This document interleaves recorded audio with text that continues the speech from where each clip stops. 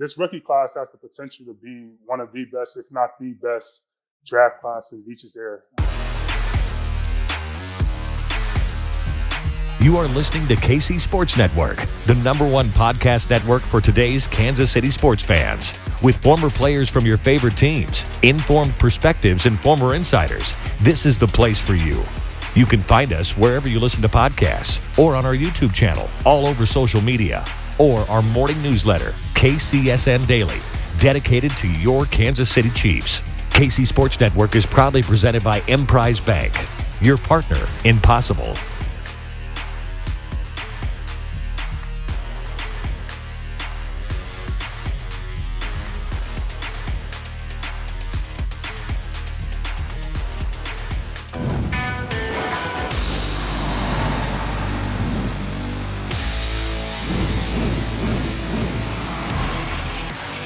Welcome back, Chiefs Kingdom, to One-on-One, a KC Sports Network podcast, bringing you all things Chiefs Kingdom from a player's perspective. I am here with my brother, 9-year NFL veteran, Kansas City Chiefs Super Bowl champion, Jeff Allen, and we are going to we got so much stuff on the docket today, Jeff. I mean, we were talking beforehand. This episode would go 2 hours if we don't stay on schedule. So there's so much going on. Fun time of year. Jeff, before we get into it, Cookie Society, man. We got any like back to school type stuff coming? Yeah. So locally, what we're doing is we're doing something for the teachers, the educators, those people that take care of the kids, and make a brighter future for us all. We're giving every teacher a free cookie here locally that comes to Cookie Society locations. We're trying to figure something out online that we can do to make sense for all parties. We're just having fun and showing appreciation to those teachers. That's incredible, Jeff. And I know I've spoken about this before, but we homeschool over here, and I know how difficult it is to deal with 2 kids on my own with all the resources in the world. Some of these teachers, 20, 30 kids in the classroom, they're on their own. They got a million different things going on. Obviously, COVID, just come out of COVID. I don't know how they've been doing it. Yeah, it's tough, and I know we can talk about this all day, but thank you to every teacher. Amen. Every single teacher. You guys are truly appreciated. Underappreciated in the sense of a whole. Exactly. And how we treat you guys financially. I think y'all should be paid a lot more, and that's something I'm a huge advocate on, is education, but also compensating teachers the way they should be compensated. Right. I mean, we look at the way the world is nowadays, and it's like we would be nothing without teachers. Exactly. There would be no doctors, there would be no lawyers, there would be no police officers. There would be nothing if there wasn't anybody to teach us along the way. So thank you guys for molding us. Amen. So great. Cookie Society, check it out. We'll be pushing that out on social media and everything. CookieSociety.com. Check them out. We're linemen. We know our cookies. Go get some good stuff. Get the merch too. The merch is unbelievable. Yes, sir. Big Jeff, we got the Charlie Hustle. Speaking of merch, we got the Charlie Hustle merch on today. Look at that stuff. To the kingdom. I mean, listen. I thought, we had some comfortable T-shirts at Cookie Society. Ooh, man, it's a good competition. Listen, this is a good competition. I may have to reach out to Charlie Hustle about doing some merch for us. Man, they have to. They really. I mean, this is an incredible shirt, and I can't stand when you order a T-shirt online and it comes in and it's boxy and it shrinks in the wash. Yeah, this kind of stuff is great high material. Quality, good price. Check them out as well. Big Jeff, let's get into it, brother. So much to talk about. Thank you, Eric Hicks, for coming on last week, Chiefs legend, and this week we're going into preseason week 1. And you and I can talk about stories about what that's like. But some of the stuff we didn't get to last week that I wanted to touch on, I was hoping to get your thoughts. This rookie group that the Kansas City Chiefs have seen this year, I mean, fill me in, because you said some strong things before we got going. I want to get you. Tell me about the rookies this year. I have some strong opinions on this. Obviously, it's just been a couple of weeks of camp, and we haven't seen any preseason games. But this rookie class has the potential to be one of the best, if not the best, draft class in Veach's era. He's had some good draft class, but this one in particular, it fills some holes to complete this team. But I think he also has some bona fide ballers, some blue chip type guys that he got good value in later in the first round. I think Karlaftis is going to be a hell of a player. I know McDuffie is going to be a hell of a player. I see what he's doing right now on camp when he's lining up against, McCole, the clip that you saw this week. Right. It was teach tape. At the line of scrimmage, he won. He stayed attached to him, and he turned and found the ball. Another clip of McCole in the red zone, same type of teach tape. Right. Didn't bite on the inside move, played the fade really well. And this is McCole. McCole and Patrick Mahomes. This is right? McCole. This isn't some group that doesn't know, hasn't worked together. I mean, these are guys that have been together. These are veteran guys that have chemistry, that have done it for a couple years together, a few years together. So to see him go out there and compete, and not only compete and hold his own, but dominate and win at times, it's been really encouraging to see. And he's been doing really, really well against MVS. I'm sorry, I got the names mixed up. MVS. He's been doing really well against him. Early in camp, he had some struggles just from size matchups, but he's figured things out, and that's what you want to see. You want to see guys fail. You want to see them fail, but more importantly, you want to see how they come back from that failure. And he's done an excellent job all at camp. And would you agree, Jeff, that outside of the quarterback position, probably the most difficult position to transition from college to the NFL is cornerback? Yeah, I mean, the quarterback position, number one, but then cornerback position is incredibly difficult. I'm sorry, no. Before you go, I did want to say what I think is, before we get into more about what the rookies are doing, and your analysis is spot on. I think it's important to mention the lack of reps that these rookies have had. I mean, we've already talked about the truncated offseason. That's like when I came in the league, when you came in the league. I mean, the offseason was a big deal. We were at the facility for months doing more. I mean, and studying the playbook and all this stuff. And then training camp. My rookie year, we had 30 padded practices before we started the regular season. 30. Now, these guys, Tucker just filled me in, our producer. I didn't realize this with the new CBA. They have 3 padded practices in a row. They have to have 3 days in spiders in a row without the pads on. That's like that. I couldn't have made the team. I never would have made the team.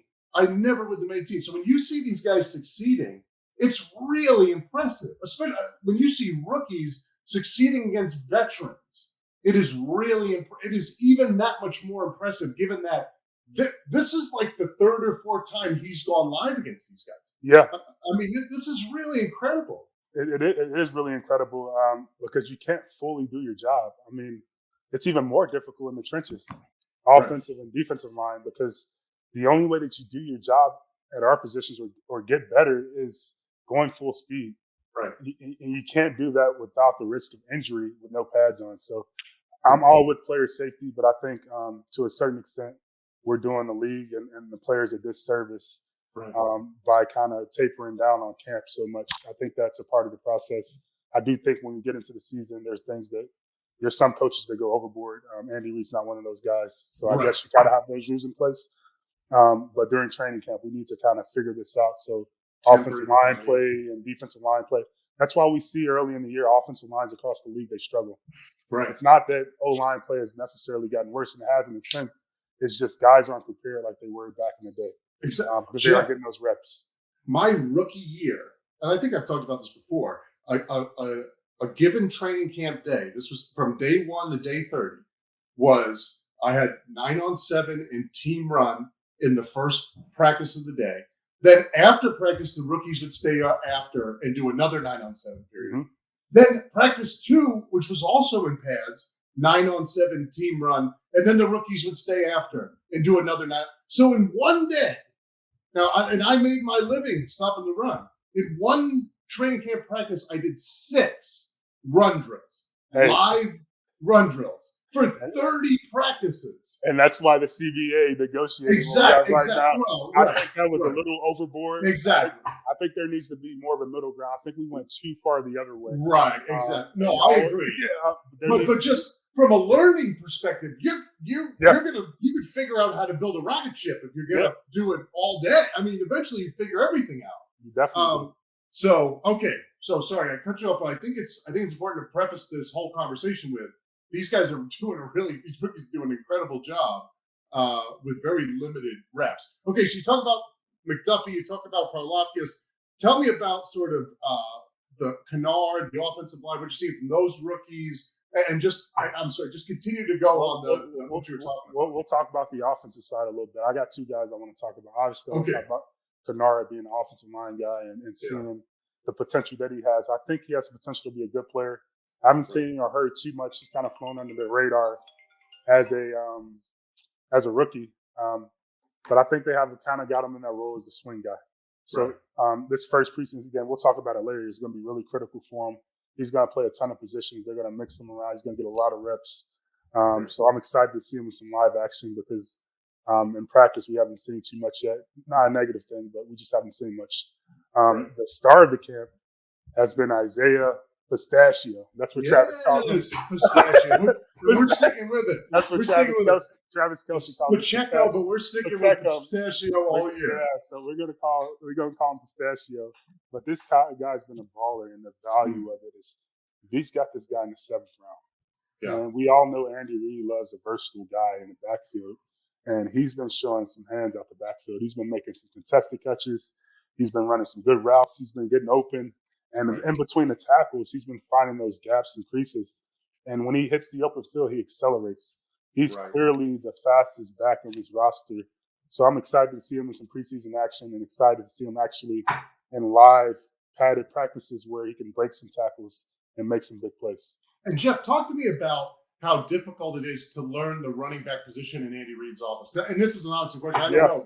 But like, what is that like? Because I just remember, and I've talked about this again a million times on the show, how 9-on-7 was not your typical, power in the gap, outside zone. I mean, what you guys run is very unique and novel and complex, and everybody has their own sort of play. So how is that transition for a young running back like that, learning that playbook? Well, contrary to most beliefs, Andy Reid has an extensive run game. Yeah, I know we may not see it a lot, but there's a lot of different variations of runs. There's a lot of different packages. There's a lot of different things that he asks of the running back. And there's a lot of things that, we saw it with Jamal. Jamal did a ton of things. I don't think since then we've had a guy where he could kind of open the playbook up like that and give the running back that responsibility. But I don't know, maybe they see that in this kid and they're going to give him some responsibility like that. But I'm really excited just to see him in the open field. And everyone knows Andy Reid is the king of getting guys in space. And if you're a playmaker, he's going to figure a way to get you the ball. So it's unbelievable. I'm excited to see what he does for him.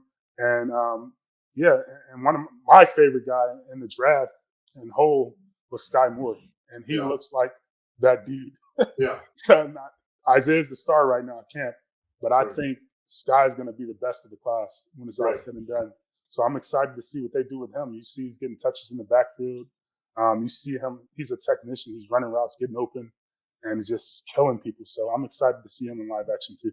When I watch him on the clips on Twitter, I forgot he was a rookie.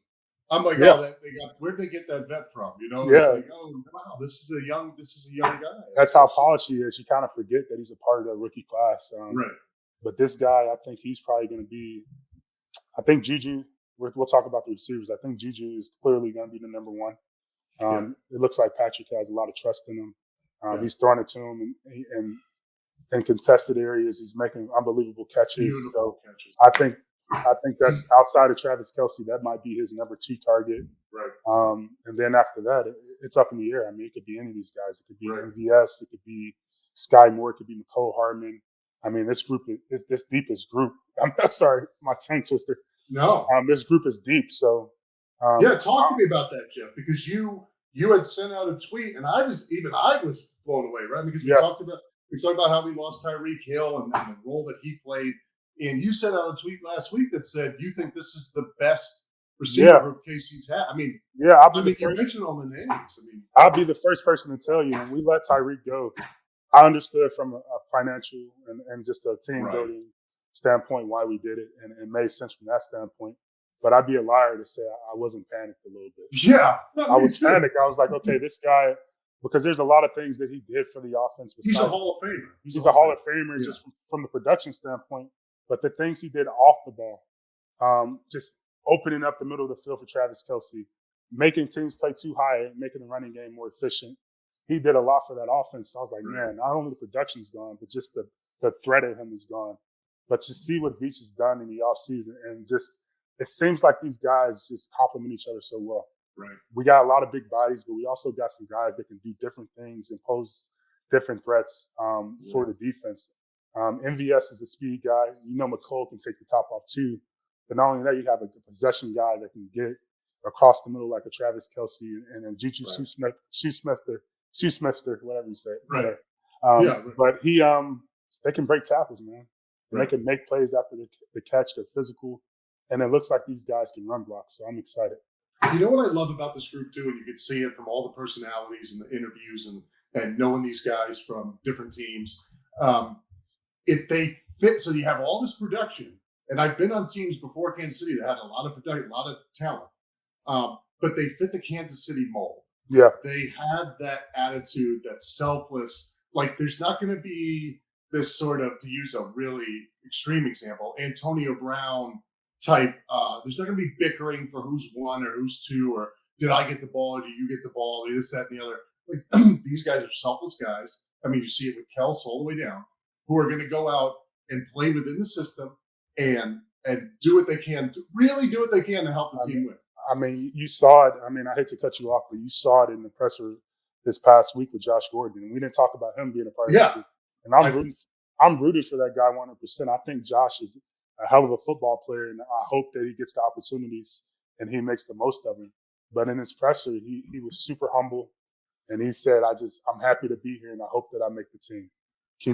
Complete humbleness, and it just exuded the attitude of the team. Right. These guys are team guys, and they want, even if it comes with them not being on the team, they want the best result for the team. Right. And they're going to compete their asses off and let the chips fall in there.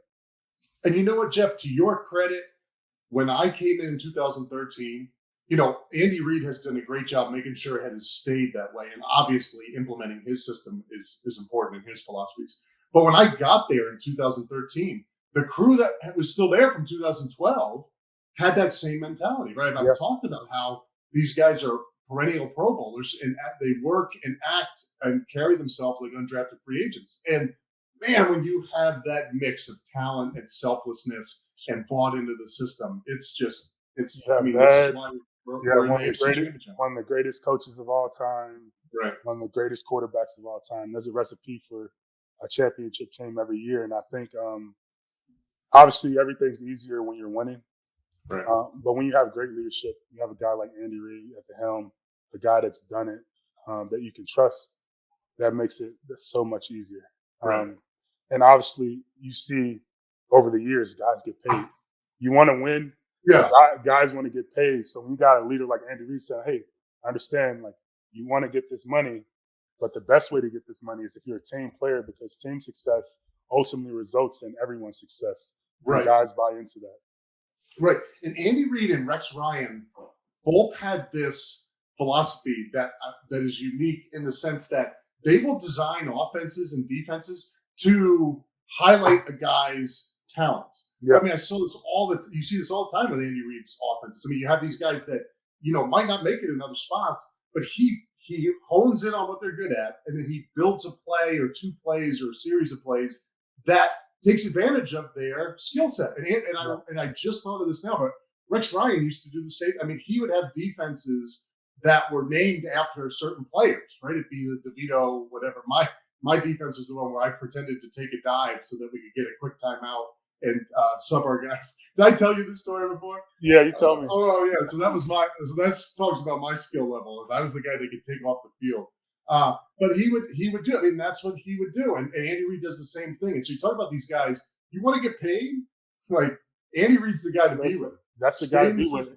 If you're a young guy or if you're a guy looking for a new contract and you have some type of level of skill, he's going to find a role for you, and he's going to make sure you're doing that the best of your ability, and it's going to help you in the long run. But let's transition to, we talked about the rookies a little bit. Let's talk about, what do you see from this defense? Defense always has the advantage right away. They always have it because it's just defense is, especially the first couple calls that get installed during the training camp are all usually easy calls, line up, get after it, a couple different variations, but it's not super complex. And playing defense is really just an attitude. I mean, it really is most of all an attitude. And so we have, you just put your hand down and go. I mean, just go 100 miles an hour. Rex Ryan always said, if you're going to make a mistake, make it 100 miles an hour on the other side of the football. Yeah. And it's so true. So I don't take a lot of stock in, not that it's not a good thing, but the speed, the way the defense is playing. I'm caring more about that kind of stuff. Communication, playing fast, having fun. Are they enjoying that? Are they coming together as a group and cohering as a group? Are they having fun on the field? Because I sort of expect. I mean, I can't think of a training camp that we didn't come out and at least have the upper hand for the first week. It's always like that. So I'm not surprised by that. I'm looking at more of the intangible things. And I mean, here's one thing I love. One thing I've seen consistently on Twitter every day, regardless of what's going on, Karlaftis, Clark, Dunlap, after practice, working, when I was there, it was really, it was Justin and Tombo would stay after and do stuff. And, maybe, but it was really them. I see 4, 5, 6 different guys out there after these practices are hard. I mean, if you watch the mic'd up with Travis Kelce, they went through, I think, an 18-play drive. He's talking about fight. He's like, keep fighting. I know it's so often, but keep digging. We got to get through it. Yeah. I had some anxiety listening to that. Oh, no, I felt the same thing. But here's the deal. When I would get done with that 18-play long drive period, I was running to the locker room after. These guys, every single day. And it's not like a walkthrough on the bag. 100 miles an hour. It's basically another individual drill for these guys. That's the kind of stuff I like, right? That's the kind of stuff I like to see. That's the kind of stuff that has always separated Kansas City Chiefs defenses from other defenses, is willing to put in the extra work, regardless of, you got Super Bowl champions, Pro Bowlers, every reason to leave the field early. And these guys are out there working. So what I'm looking for in the preseason game, because you're only going to have a series with the ones and stuff like that. Again, are they laughing on the sideline? That is my number one telltale sign. If you're laughing on the sideline, I don't have to even watch. I can turn the game off at that. You're having fun because I know you're kicking ass at that. Defense laughing and having fun, game over. Are they laughing? Are they having fun? And are they communicating? Right? Communication is key, especially playing at Arrowhead for half the year. It's loud as hell. You can't hear it. You have to get used to communicating. I'm not as familiar with Spags' defense, but with Rex Ryan's defense that we had brought in with Bob Sutton, there's a ton of communication, a ton. I mean, as a defensive lineman, I had to set the fronts. I had to switch us if guys motioned, right? And you have that going on at every level. And then there's communication between levels. So that's really what I'm looking for on defense, is getting out there, getting lined up, having fun, and communicating. And talk about communication. I think that's the number one. And that's going to start with Nick Bolton at the middle linebacker position. Right. And I think he's going to do a hell of a job this year. But we talk about the tradition of safety with the Chiefs. Yeah, this is huge. Yeah. Eric, we had Eric Berry. I played with the Honey Badger. Right. And now there's Justin Reed, and he seems like the same type of mold. What do you think you're going to see out of him? He has to be. I mean, again, that position with Berry and the Honey Badger, so that spans what, a decade? Yeah, it's over a decade. Yeah, it's over a decade. Over a decade. I can't tell you how many times in my 3 years with Eric Berry, his leadership was pivotal. I mean, momentum changing for us. And I know the Honey Badger brought the same kind of juice. 100%. So, like, you talk about the play. I mean, those guys were Pro Bowl players, and Honey Badger still is a Pro Bowl player. But that leadership, that has become the de facto leadership spot for Kansas City. Yeah. And so Reed, he's got big shoes to fill. Obviously, play-wise, we know he can do it. Yeah. But it can't be like good at leadership. You have to excel. I mean, people are looking at the guys left over, both on offense and defense from last year, are looking at that position for leadership. You have to be the alpha of the alphas. Right. And that is hard to do. And I don't know Justin Reed, but I got an opportunity to play with Eric Berry, and I got an opportunity to play with Honey Badger. Right. And those guys, no matter who it was, it could be a 10-time Pro Bowler. It could be a first-year guy. Right. Everyone paid those guys the same respect and the same attention because of not only what they did on the field, but the presence they brought in the locker room. Exactly. This is why I have so much respect. Well, one of the reasons why I have so much respect for Veach and for Andy Reid, we talk about bringing guys in that fit the mold, fit the philosophy. They also make sure to not overlook those intangible aspects. Yeah. Like they knew that the safety that we bring in not only has to be an exceptional player, but he's got to be a leader. He has to be, because that's what the guys are looking for. And when you look at defense, you know Nick Bolton's gonna step up into that role too. But he's still young. You got Chris Jones up front. I love Chris. He's a dominant player, also a leader. But I don't see Chris as the sort of the Eric Berry type leadership, right? There's just this is natural. It's a natural. You gravitate toward them. Exactly. Those type of guys.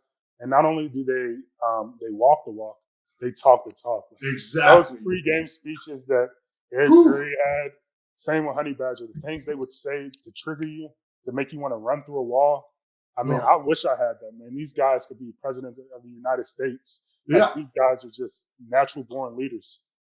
Jeff, no joke. When I work out with my kids, I'm doing the killer. And he's like, I'm yelling outside. I'm telling you, like, because did Honey Badger keep that going? Did you guys keep that going? He had his own deal going, man. Guy, and he had some type of motivational speech each game, and he knew exactly who to speak to and how to say it and when to say it. And it's just it's just one of those gifts that you have. And obviously, he would have to speak for himself on how he did it, but I would guess he's just very observant. Like you have to be able to see every single individual for what they are. Right. Feel the pulse. What they can do, how they can do it. Like you have to know every single guy and what moves them. And I don't have that. But they obviously do. So that is awesome leadership. I work every day to try to be a leader like that. Right. Like I feel like you're born like that. Exactly. Yeah. No, that's right. It's one of those things. You're right. It's one of those things you can cultivate it to an extent, right? So you and I remember the years we were there, we were sort of the leaders of our position. Yeah. And there are times you have to step up and say stuff. There's not, there's time, you have to do that. But I couldn't, guys would know if I tried to act like Eric Berry that it wasn't legitimate, it wasn't genuine. It wasn't me. You have to be who you are. But wow, I can just, the ability of Eric Berry to change the tone of the locker room, and you hit on it too, to be able to feel the pulse of the team and know exactly when he needed to do it. Yeah. Right. Exactly when he needed to say something. Because just like the season is up and down, just like a game is up and down, there's always those points where you need that leader. You need that guy to step up and to get guys heads up and in the right direction. And so we need that out of Raheem, man. That's going to be, you can have all the talent in the world. I've seen teams, Pro Bowlers, front to back, that don't make the playoffs because they don't have that leadership. You need that leadership, and it's exactly. It has nothing to. The coaches are important; they teach you. Exactly. But the best teams that I've been on, the best teams you've been on, the leadership starts within. Accountability is across the board, but specifically in that locker room amongst the players, and we got to have those go-to guys. And exactly. Somebody has to step up and be that guy. Exactly. And you just can't step up and fake it. You actually have to be that guy. So exactly. No, I'm excited. Yeah, I'm excited to look for it. He obviously has the play. Let's see what he's got for leadership and everything, pointing in the right direction.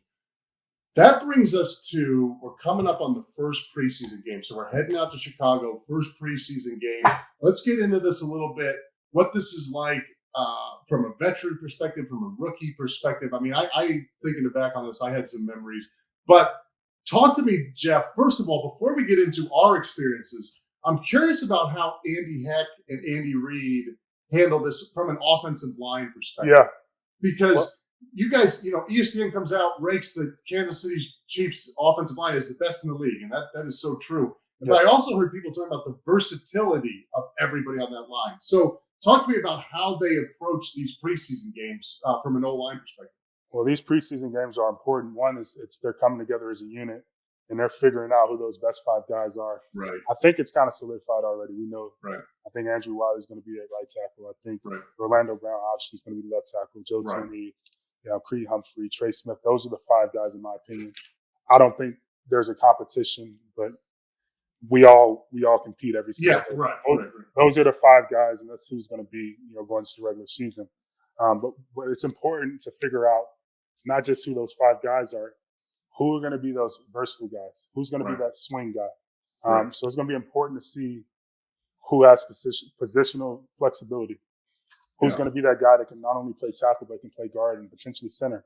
Fortunately, that's why I lasted so long, because I could play every single position. I was a starter, but I also had the ability to, in a pinch, play left or right tackle. I could play center.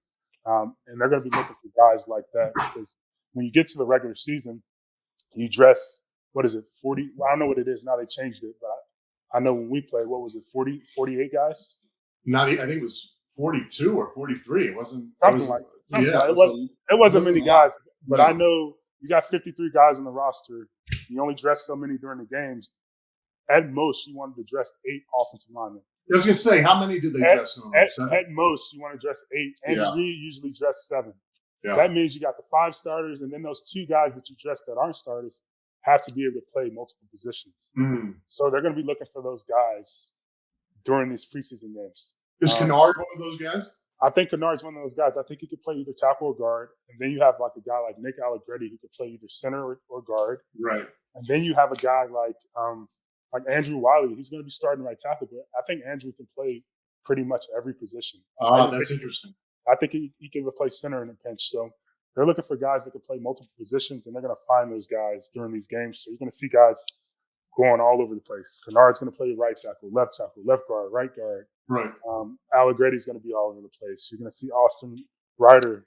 He's going to be a center, but he's going to be playing multiple positions. How many reps will those guys get? The first game, they're going to play most of the game. Most of the game, yeah. The starter's going to play one series. Yeah. And then those final 3 quarters is going to be mostly the 2s. So you're going to see like Allegretti, you're going to see Kennard, you're going to see as Prince back, I don't know if he's back yet, but you're going to see a bunch of guys that are backup type guys competing to see who's going to be those 6, 7, 8 guys they're going to be dressing during the season. And it's important to remember that when we're evaluating them, because I know we could jump on the offensive line quick. And this is why I wanted to bring it up. To evaluate the fact that you're bringing up, that they're not plugging these guys in maybe always at their position. No. They're moving them around just to get them used to playing. And people don't always realize this, but moving from left tackle to right tackle is a massive difference. Listen, right? I equate it to, and Josh, remember Josh Sidden from the Packers? Yeah. Oh, this is one of his quotes. Because I was a guy that moved around, but people didn't realize how fucking hard that was. Yeah. He once said, "Try wiping your ass with your left hand and let me know how that feels." It's very awkward and uncomfortable. Yeah. That's what it feels like switching sides or switching a position. It's something that's not comfortable. It's just like riding with your right versus your left. You have a dominant side in football. And I think people kind of like take that for granted when guys switch sides. That's really hard to do. And especially going from like tackle to guard, like in between series, in between games, like it's an adjustment. So have some grace and understand that these guys are figuring things out and they aren't necessarily in their, dedicated positions. Exactly. No, that's a great point. I was thinking about this game from a rookie's perspective. I remember my first year with the Jets, and back then there was 4 preseason games. So the first game, I don't even know if I got in. I mean, it really was the ones got the first series, and then the 2s and 3s played the rest of the game. I mean, this was really the bulk of it for them. And I don't think I even played in the first week. I don't think it was still the second one that I played in. I remember from a training camp standpoint, it was nice to get a break, right? Because you get into a sort of the day before the game. So 2 days before the game, you're still doing regular training camp stuff, full pads or whatever it is. The day before the game, now you're doing a sort of you're starting your dress rehearsals for these games, right? So you're getting up, you're doing film, then you're doing a walkthrough, and then you're going to Chicago, so you're getting on the plane, you're in the hotel. So this was a nice break. And if I remember with Andy Reid, did he used to give us a day off before the walkthrough day? Yeah, it was like a mini, like a 10-10-10. It was a very short. Oh, it was a short. Okay, so he can give us 2 days. Yeah. So you were really it was a good time to get your legs back underneath you for a starter. So I appreciated those first couple preseason games. Yeah, that was nice. I mean, it was finally the taste of the regular season. Right now, things are starting to get real. I see the light. See the light. Yes. See the light. See the name on the back of your jersey. Right, you're putting their game jerseys on. One thing as a veteran that I didn't like was you talk about you only have 7, 8, 9 plays maybe at the most. That's nice from a rest and body perspective. But I can remember some preseason games where I had a bad play in the first series, and then you have to leave. Exactly. So you can't redeem yourself. That sucks. It was awful. I remember there was one game. I was in Kansas City. It was against the Titans in the preseason, and I was playing the scoop block, and I just played it too soft, and I had gotten driven off the ball a little bit, and I had tripped on DJ's foot. And after I tripped, the tackle buried me, and he was celebrating, and I was like, "Oh, I would have done anything." I was so mad, I wanted to get back out and kill him. And now I had to just eat it, and that was it. Game done. And now I'm off on the sidelines, and I just had that terrible taste in my mouth. So I think it is important, even though you're getting only a minimum amount of reps for these, just from a mental standpoint, for these veterans to get out there and play well. Play well for those. You want to go out there 100 miles an hour. I mean, you don't want to, as much as it is just sort of a preseason, let's get it going, let's get it started. You don't want to put bad tape out there. You got to watch the film now. So you do poorly, you got to go in and watch it in front of everybody. It's like you still want to treat it like a game and get after it. And I can remember having some rough film studies and some long games because I didn't put in the effort that I should have. Listen, man, it's tough to do because there's at most going to be 10 plays for you that first series. Right. I had an 18-play drive. The first preseason game, I don't remember what year, but I just remember being dog shit tired, and I'm like, okay, we gotta get some more conditioning in because there's a difference between game speed and practice speed. You go fast in a game. In practice, but a game is just different, man. I think it's something with the adrenaline, your anxiety, all that makes your heart rate go up a lot more than something familiar like practice. Right. And you just get more tired for some reason. I don't ever remember. Even the third preseason game, we'll get into it. That's the longest one, but that was only 2 quarters. I can't ever remember being tired in a preseason game. Thank goodness. We were playing. I think it was Arizona. I wasn't even with the Chiefs. I was with the Houston Texans. We played the Carolina Panthers, and preseason game number 1, we had 18 plays. Oh, because the drive. So it was the first series, and the drive. The first series was 18 plays. First drive. I was like, "This is oh my god!" Yeah, they're not going to sub. I got you. So they're not going to sub everybody out. No. It was 18 plays. We scored a touchdown, but it was an 18-play drive. Ooh, first drive of the season. Oh, that was, and this was in a different training camp, so we weren't doing long drive period in Houston. Right. This was just a traditional, traditional training camp where, you had at most 10 plays in the period. And the first game, you have 18 plays. The Andy Reid. Oh, yeah. That would have been killer. Yeah, that was tough. Yeah, so we're going to see a lot of these young guys, a lot of them playing in different positions. I'm curious to see the special teams guys. That's something we don't get a ton of look at, especially if you're looking at, the film that comes out on Twitter and different things and what's being discussed. You don't get a ton of look at special teams, and special teams doesn't really go live or go that hard in training camp practice. So get to see those guys. That's obviously been a huge part of Kansas City. You'll be able to see blocking. You'll be able to see pursuit angles and tackling. Right. Can these guys actually tackle on the defensive side of the ball? And can some of these playmakers that we've seen make plays in training camp when the whistle gets blown dead, that ain't happening in the game. Can this guy break a tackle, or on the other side, can he make the tackle? So, and it's a big difference. It's a big difference. And that's why I always appreciated Andy Reid going live at times, because just thudding guys up and tapping guys up, it's a big difference when you got to get low and bring a guy to the ground. And if you don't work that, you're getting your first taste of that in the preseason game, and that can be a hard adjustment, especially for the young guys. So Definitely. hats off to Andy Reid again for what he does there, getting us ready for the live situations during training camp. There's a method to the madness. That's right. All right, brother. That was a long one. Chiefs Kingdom, thank you for joining in. We still have so much. I only got halfway through the list. We'll get back to it next week. Let's have a good showing out in Chicago. We'll get back to it next week, discussing this training camp and this 2022 team. Thank you, Chiefs Kingdom. When y'all view Jeff, thank you, brother. Great to see you. Thank you, Mike. And we'll see everybody next week. Go Chiefs. Go Chiefs. Have a good one.